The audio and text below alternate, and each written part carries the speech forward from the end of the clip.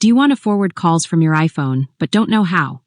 Maybe you're in a meeting, abroad, or simply want your calls to go to another line.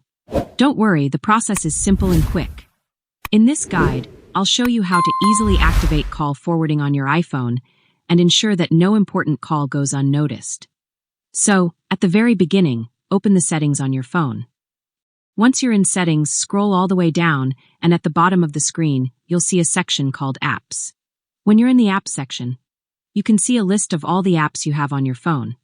Scroll down and find the phone app. Then tap on it to open the settings page for the phone app.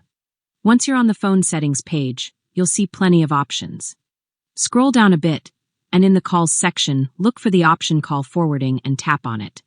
After that, activate the option by tapping the switch. Once you've activated it, immediately below, tap on the Forward to option to enter the number you want to forward calls to.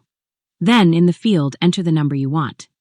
When entering the number for call forwarding on iPhone, you need to include the country's calling code as well as the phone number. After entering the number, go back one step and swipe down to refresh the page.